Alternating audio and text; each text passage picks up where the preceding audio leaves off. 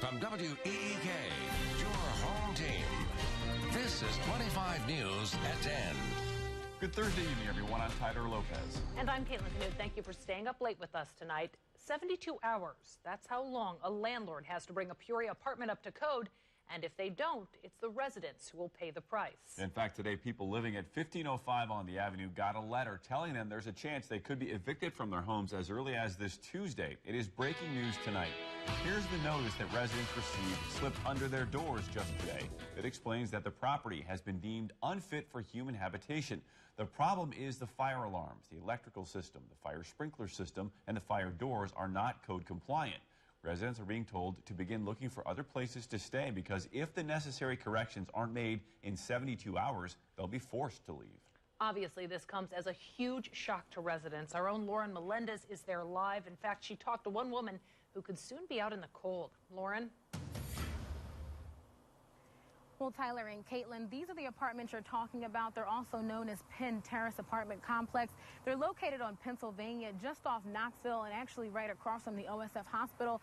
And the woman I spoke to today, well, she says she's furious. Now, there is about 100 units in the apartment building here.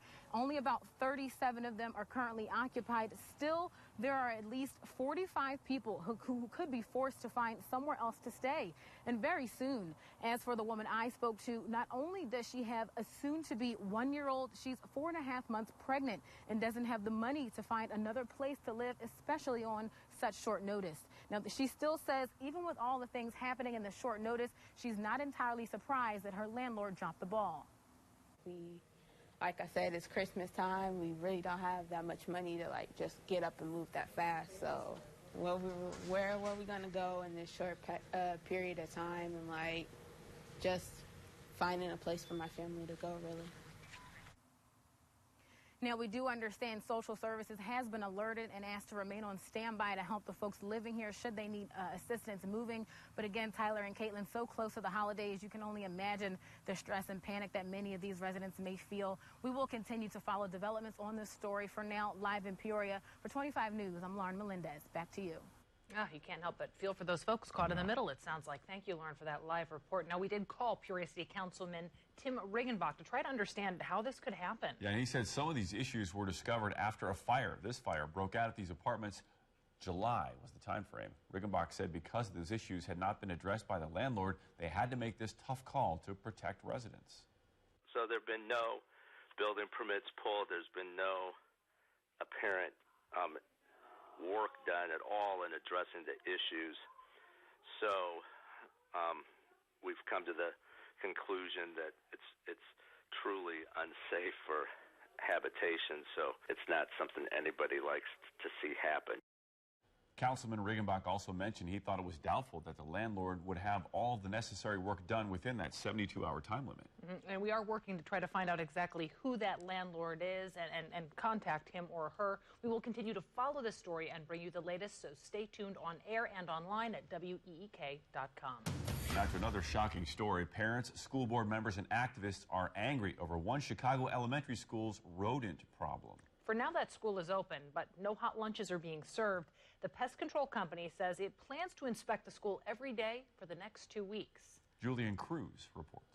Mayor Emanuel and Forrest Claypool would never tolerate sending their children to schools in these kinds of conditions. We have taken surveys of our members.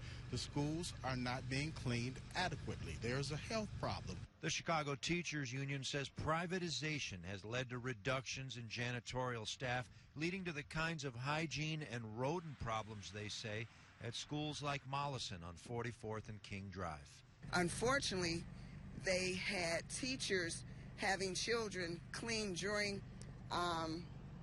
instruction yesterday because the teachers were told that if they didn't have their closets cleaned out and anything that they wanted cleaned up by 4 o'clock, they were throwing it in the garbage. Local school council members showing us these pictures of what they say are Mollison school kids assisting teachers in classroom cleanup efforts.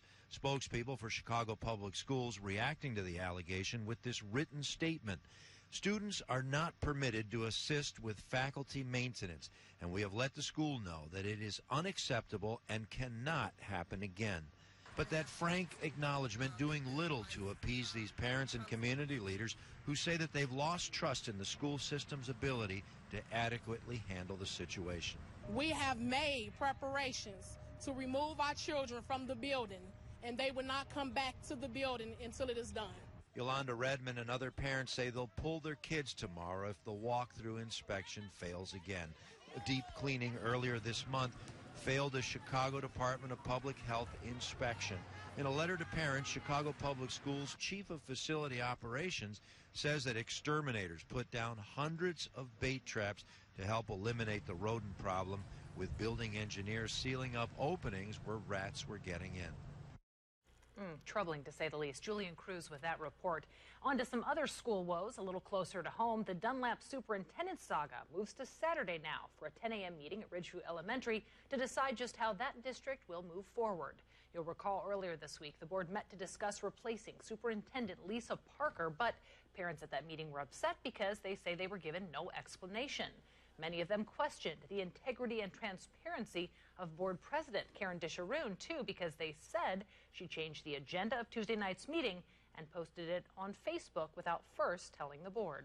It may be time to rename a school. Woodrow Wilson Primary is currently named after the 28th president of the United States, but with family ties to slavery and no real connection to Peoria, they're putting his honor up for grabs. A Peoria woman is now being considered for the name of the school, Dr. Maud Sanders. She was a teacher first, getting into medical school, becoming the first African-American female doctor in the area, and only the second doctor in town to accept African-American patients.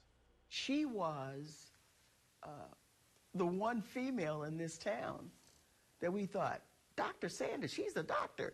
You know how that goes. And we never thought about being a doctor, lawyer, or any of those things. Ernestine Jackson there was a patient of Dr. Sanders and says she would personally love to see the Trailblazers' name on the school. 2 public hearings will be held at the beginning of next year. A local not-for-profit that supports animals is missing a donation jar after a suspect stole it from a Tremont gas station. Tremont police say a man entered the Casey's yesterday around 2:51 p.m. and took a plexiglass donation container while the cashier was distracted. Here's some pictures of that man. Now, that container was for donations to TAILS, which primarily supports Tazewell County Animal Control. It's a foster system for animals that are looking for good homes.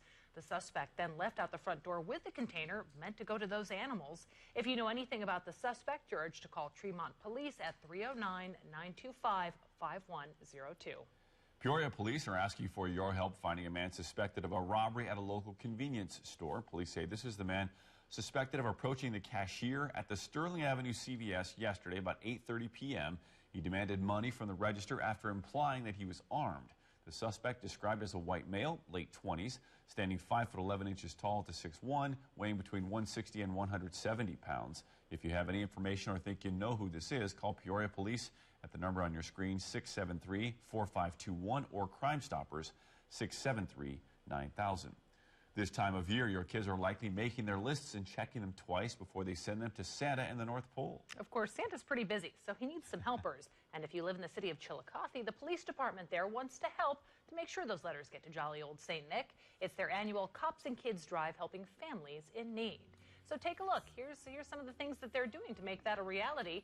So they say that this started with 8 kids in the first year, but now with help from people all across the city, the department plans to help about 40 kids this Christmas. And it all starts with a letter to Santa. Families in Chillicothe wanting assistance this Christmas can have their kids write a letter and deliver it here at the police station. Sergeant Nick Bridges brought the concept to the police chief 5 years ago, and it was quickly an idea everybody liked. Looking off the list, go shopping, and then other people notice, like, there's a couple people with carts and carts of toys. They just ask questions, and a lot of times we get donations from there. Well, they say gifts are both necessities and fun items, but time is running out. Santa's going to be picking up those letters on Saturday, December 2nd, to start going through them. Toys paid for through donations and sometimes out of pockets of the officers themselves. Switching gears now to a topic that is making national news these days. Sexual harassment doesn't just happen in the workplace. The sad truth is it can happen in a number of places, including schools. Yeah, parents might be watching what's playing out in the news, wondering how do they talk to their kids about sexual harassment. So our crew reached out to a child therapist for some advice. 25 News reporter Monica Murphy explains.